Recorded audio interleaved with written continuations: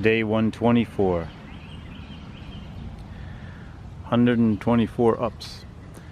I'm sitting here waiting for the inspectors to come by. Gonna build a fence. Oh, here they are. The inspectors are here.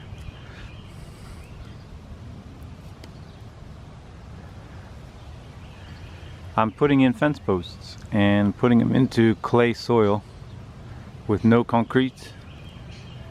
And there was something else I was gonna say. I don't remember. Anyway, the big thing is there's no concrete going in. Oh, and no gravel. My theory is I gotta get back to work, but this fence is desperately needed. So it's another one of those situations where you have too much. Take a look. The inspectors are now checking it out. See the post on the left? And then it's a little lighter, and then look closer to the center, right where the inspector is now. You'll see a pressure treated, he's pointing to the pressure treated posts. Those are the ones there, the ones he's stepping on. Next to it is an oak post that I cut off the mill. The oak is cut at 4 inches by 4 inches, so it's a little larger. Gives it a 1/4 inch all the way around. More than pressure treated.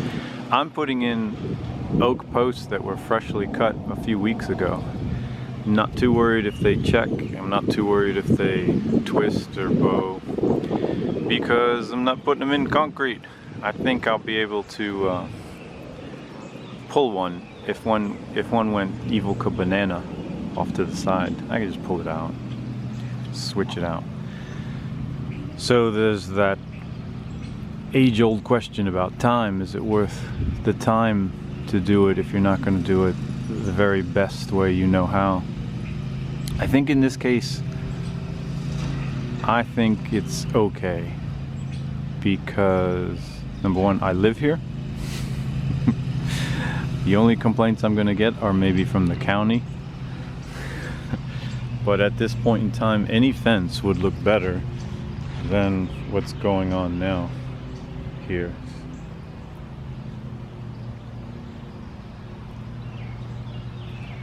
And if I back up a little bit, by the way, this is the good section of fence. You want to see some of the bad section of fence? Take a look at this.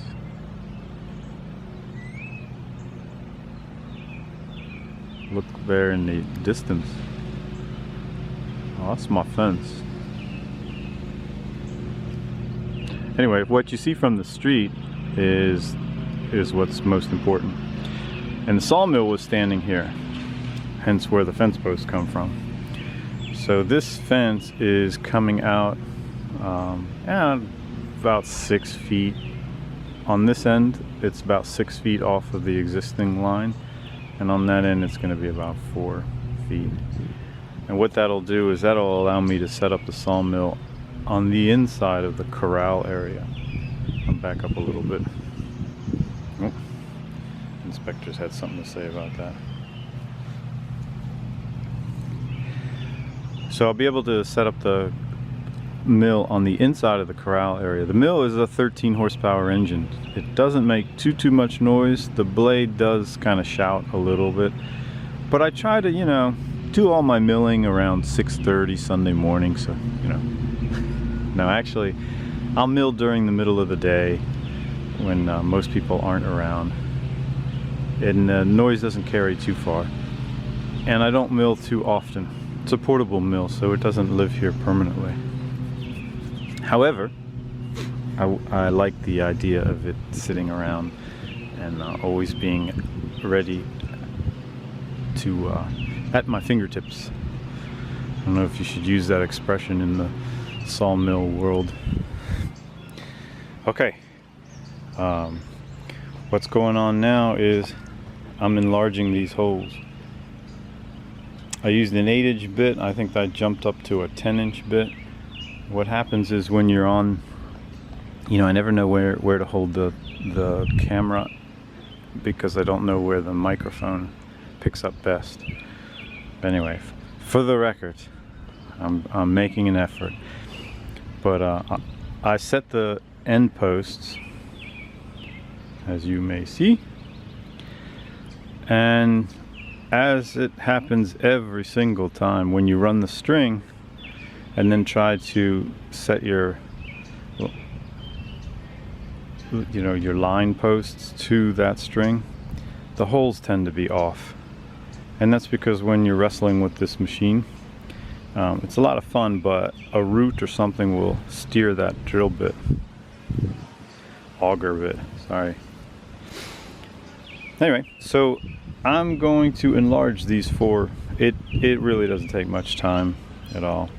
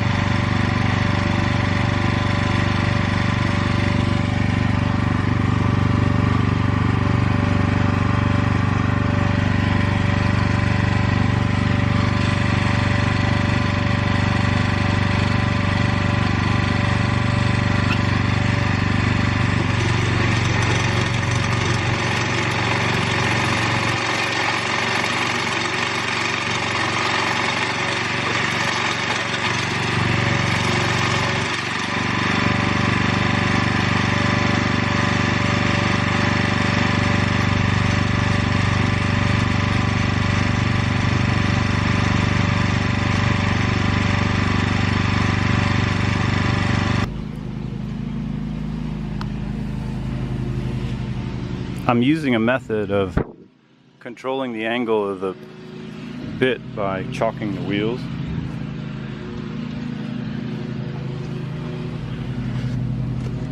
Basically what that does is that allows me to, I'm not fighting the machine as the, let's see how I can show you this. As the bit goes down, it changes angle. So you can see how it's also changing where you had it set. Like if we were going to drill a hole here, it's going to lean over. Just the way it moves that distance as I lower the boom. So what I do is sometimes I'll aim the bit in at an angle, and then I'll adjust the machine using the chalks, the wheel chalks. These are fancy wheel chalks. You can also get this on Amazon Prime. Just use my code, because I'll get a little bit of that money. That's been working. There's a slight incline, and even if there wasn't an incline, the machine will tend to wander a little bit. It's a cool machine. And yes, I own it. So I own the mill that made the posts, and I own the machine. I happen to own that hole too. So if this fence doesn't work out or it needs a little adjustment in time, that's no problem. My thinking is that's a corner post right there, so it'll be a 90-degree. That one will be strong even if it's sitting in mud. These inline posts, they could possibly lean a little bit. However, if you see where this one is here, and you see where the other fence, the existing fence is there, I'm gonna keep this section, the location rather. I can put a brace between this one and that one up above. And then I'm inclined to put another post there, giving me 4 posts, being 1, 2, 3, and 4, and make like a flat roof over top of them. And what that does is a mower can round this corner The mower will approach this way, make a U-turn, come in here, and it could actually stay in that spot. There won't be a gate here, and you can't see because the house is over there. See the house on the left? You can't see this opening from the street. And what I like about that is I don't need a gate. And when mowers come through, that's one less thing to worry about. And of course, the big thing about the fences is they make good neighbors. And if the fence looks good on this side, you don't see what's on the other side, everybody will be happy. That's a fallen branch from this yard. Yep, that's a branch. It looks like a tree in itself, but that'll get milled up soon.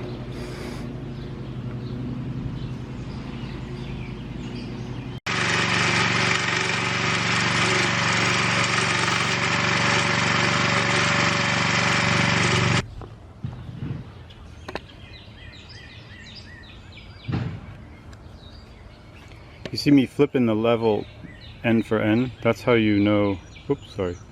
That's how you know that the level is reading correctly. So again, end for end.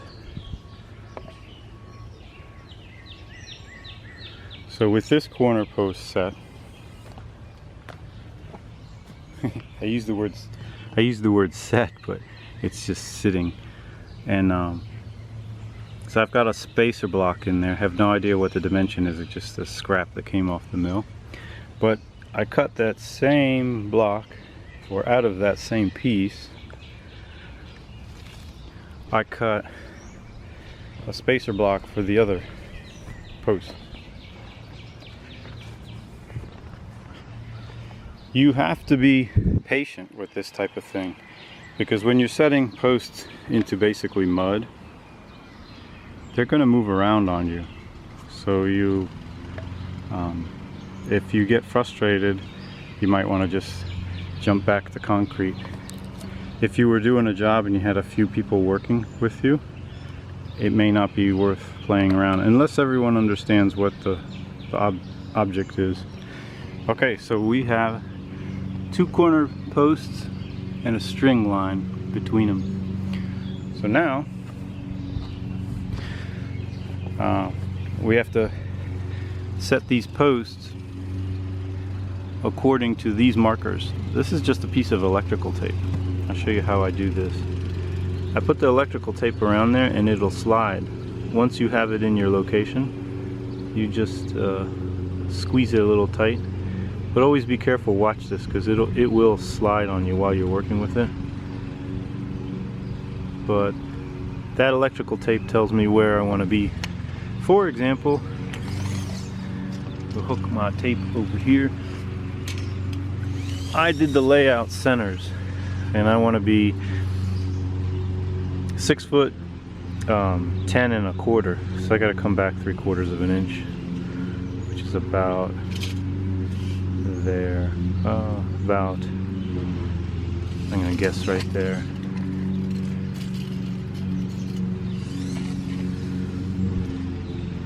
Oh, pretty good guess. Problem is, in this particular post, I still think I'm off. I'm gonna have to dig this out a little bit. Now each post, I took a tamper and I tamped down the base. Basically did this.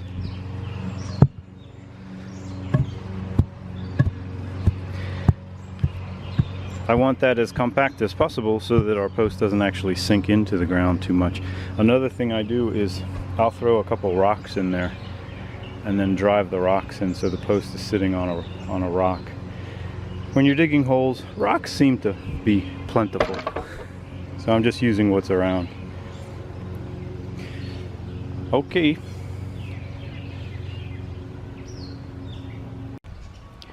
So this post is where I want it. It's very loose in the hole.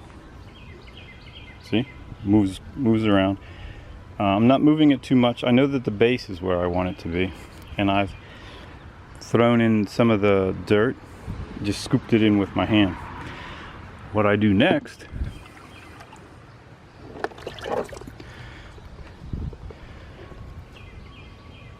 is I add water to the hole.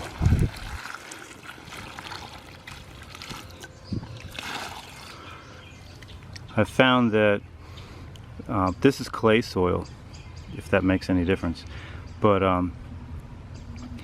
the dirt will kind of compact itself a little bit. It'll fall to the bottom of that puddle, and eventually I'm gonna, when I'm done using the string, I'm gonna put the dirt up about this high and just slope it off on the side, and it'll compact with time. Of course, when the fence starts to go up, that'll keep the post from going in this direction. We're only gonna have to worry about the front to back. Where would that be on a fence? In or out? From the outside to the inside, perhaps. There's a guy that well, how should you say it politely? Anything he usually says doesn't hold water. But he used to work at a lumber yard, and he never set his posts in concrete because the theory was that a post would twist, and as it twisted, by the way, I'll show you a twisted post. This is a store-bought post, so they come somewhat dried. If you look down there, can you see the twist in it? I probably can. Anyway, his theory was all posts will twist, and if they're locked in the ground in concrete, they are going to sit tight in the ground, and then the upper part will twist, and that'll send your fence going crazy. Whereas if your fence boards are holding your post and the post begins to twist, it'll actually move the base in the dirt. Good enough for me. Again, this guy, usually anything he's saying is kind of overblown and exaggerated, and I take it with a grain of salt. But the fence that you see here was put up like 20 years ago and didn't use concrete. What happened here was the posts didn't give way because they were loose. The posts started actually rotting away and breaking.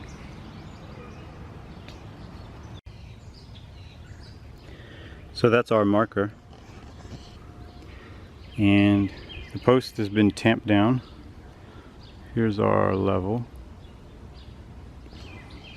and I flip it around to this side. You didn't see the flip, did you? That looks good. Wait, did you see that? That looks good. It's all moving around. And I glance down there, and that's going to be the inch that I want.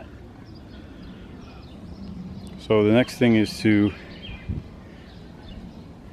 take a look at the cool level I bought. Grady Jones was the owner. Was born in 1923. Yard sale.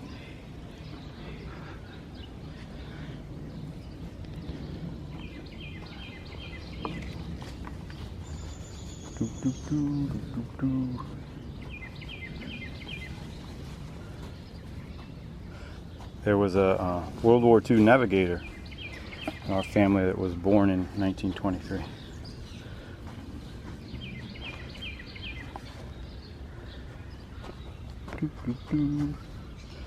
Okay, so the dirt goes in. Just so you get the idea, the post is not really standing on its own. It is right at the moment, but the water actually makes it worse at the beginning. But as you put more dirt in, put more water in, it starts to stabilize a little. And there's a very special tool, another Amazon tool. Well, let me go get it. Ah, here it is. This is an oak tamper. You have to get the handle here for good grip. Right there. It's a little thinner. Makes it more comfortable. Again, if you're buying it, go ahead and put our code in there. We'll get a little piece of the purchase.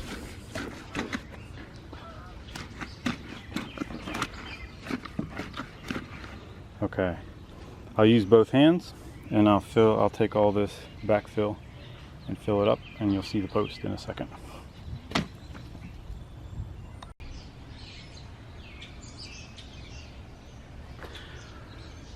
That's it. There you have it. Let's zoom in a little bit. Our posts are standing.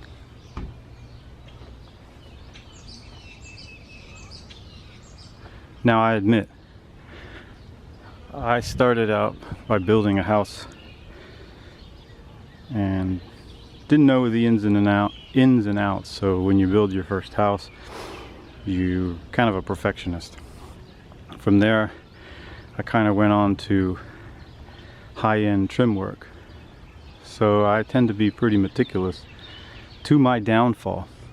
This fence, each one of these posts could be in a different neighborhood and it wouldn't matter. I've got them exactly properly spaced out because that's, I don't know, that's what matters to me. I should not be the person doing this. I should hire someone that's just going to throw them up. No one would ever notice.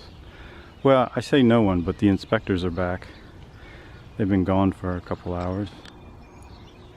Actually, less than 2 hours.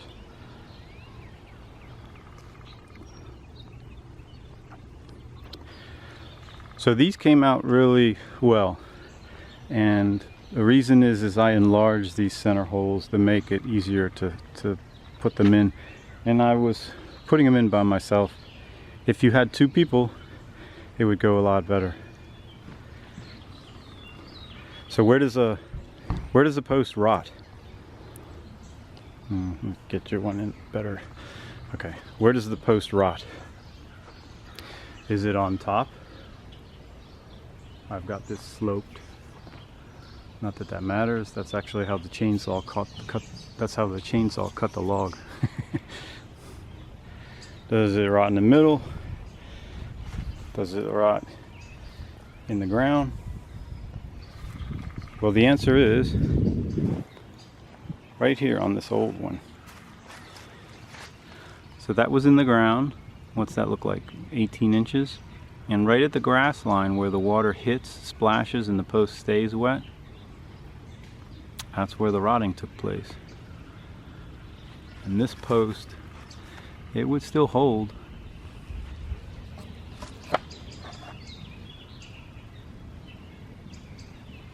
There could be a little weed whacking hitting that post as well.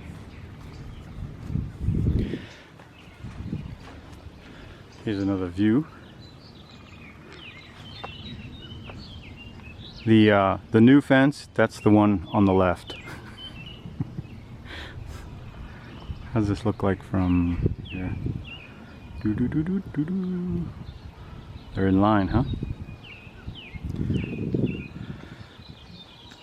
So all of this mess, this is where the sawmill was, but that'll all be gone and that'll just be lawn growing.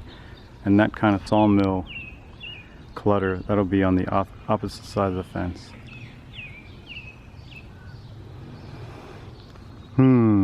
Now that's how you build an airplane. So how deep is the fence post? Well, typically this is about 6 inches. And see how the pickets extend over this top rail? In this case, the posts were sticking out a little bit. And most posts that people are buying are 8 feet long. So here you have an 8-foot long 4x4. That's our center board. And this is a picket, we're going to call it. And the picket is roughly 6 inches past, right? So the ground level is expected to be about here. That's the grass level. So you could have a post in the ground as much as 2.5 feet, 30 inches. In our case, what we're at about 2 feet because our tree that I cut this out of was too short.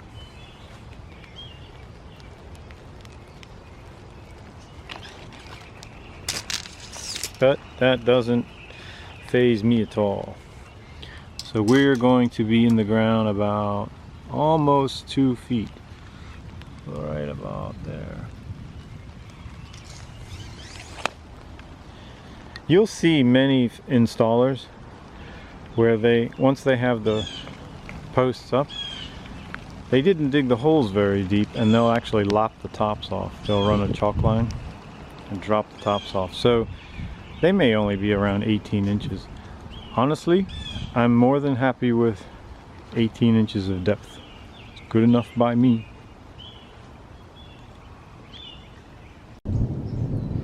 In this case, I wanted the post to come out of the ground about 1 hank. I'm not too worried about the depth. Again, the fence is falling.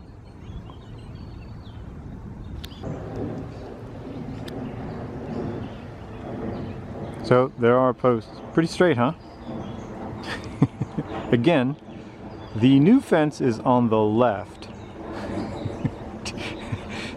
Some people say my work is kind of hard to determine what's new and what's old. Anyway, those are the friends I have. Yep, so each post is 1 hank out of the ground.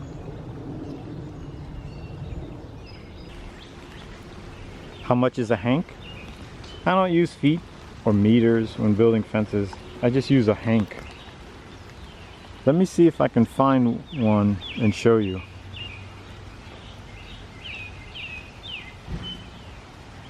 Oh look, there's one now. See, the post is 1 hank tall.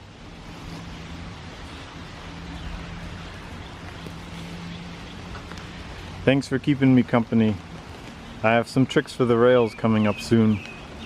We get those rails on and we'll have a fence.